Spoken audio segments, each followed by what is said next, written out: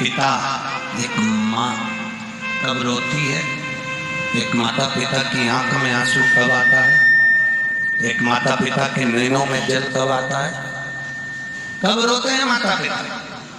जिस दिन बेटी जन्म लेती है उस दिन से पिता माँ 2-2 रुपए जोड़ना प्रारंभ कर देते हैं। यहाँ जितनी माताएं बैठी है, जितने भाई बैठे हैं, जिसके घर में बेटी जन्म लेती है तो उस दिन से जोड़ना प्रारंभ कर देते हैं। साड़ी अच्छी आ गई, मायके से मिल गई, बेटी को दे देंगे, चढ़ावे में रख देंगे, संभाल के बेटी के लिए, संभाल के बेटी के अंदर और पलंग के अंदर, बिस्तर पेटी में नीचे दबा कर, कोई श्रृंगार का डब्बा आ गया रख दिया, कोई डब्बा मिल गया रख दिया, कोई बर्तन आ गया रख दिया, कोई भांडा आ गया रख दिया, कोई सामान आ गया रख दिया। बेटी के लिए माता पिता 2-2 रुपए जोड़ना प्रारंभ कर देते।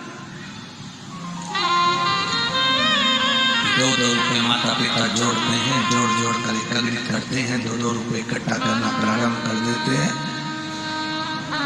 और जब 2-2 रुपए माता पिता जोड़ते हैं और मालूम पड़े बेटी किसी दूसरे के साथ बिना बताए जाकर विवाह कर लेती है, तो बेटी कभी खुश मत होना इस बात के लिए कि मैंने जिसको चाहा मैंने उससे शादी कर ली, मैंने विवाह कर लिया, मैंने शादी कर ली। जिन पिता ने, जिन माता ने 2-2 रुपए जोड़े तेरी शादी के लिए और तू दूसरी जगह जाकर शादी कर लेती है, तो इतना अंदाजा जरूर रखना कि माता पिता का वो 2-2 रुपया जुड़ा की जुड़ा रह गया और तेरी शादी के बाद में तू 2-2 रुपए के लिए मोहताज जरूर एक बार जिंदगी में होए, ये निश्चित है।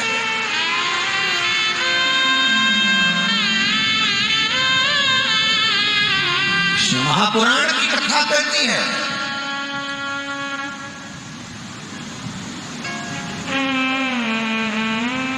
94 तरह के नरक, उन नरकों से बेटी का कन्यादान पिता को नरक से बचा लेता है।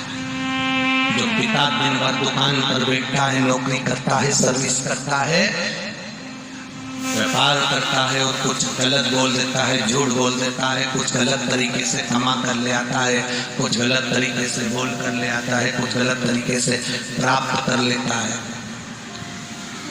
जब वो अपनी बेटी का हाथ पीला करता है, जब बेटी का कन्यादान करता है, कन्यादान का जब संकल्प करता है पिता, अपनी पत्नी के साथ बैठकर बेटी का हाथ पीला करता है, कन्यादान करता है।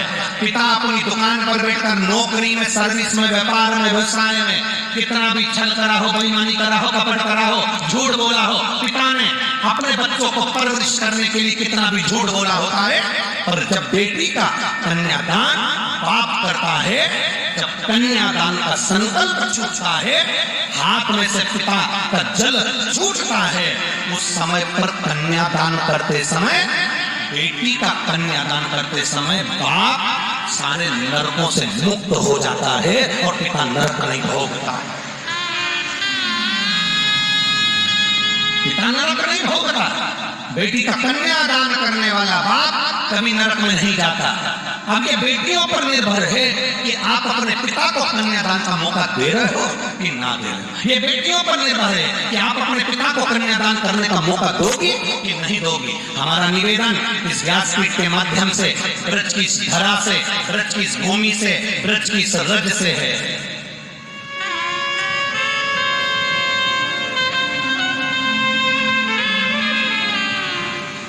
आप अच्छे कॉलेज में पढ़ो, अच्छे स्कूल में पढ़ो, माता पिता जैसे कपड़े तुम पहनना चाहते हो वैसे कपड़े तुम्हारे माता पिता तुम्हें दिलवाते हैं। पिता की औकात नहीं, फिर भी वो हिम्मत कर तुम्हें पढ़ने के लिए दिल्ली, आगरा भेज देता है, मथुरा भेज देता है।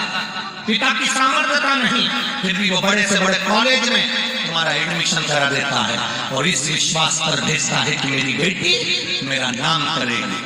मेरा बेटियों से निवेदन है, तुम कितने भी अच्छे कॉलेज में पढ़ना, कितनी अच्छी एजुकेशन लेना, पर निवेदन है अपने पिता को कन्यादान का मौका जरूर देना, जरूर। अपने पिता को कन्यादान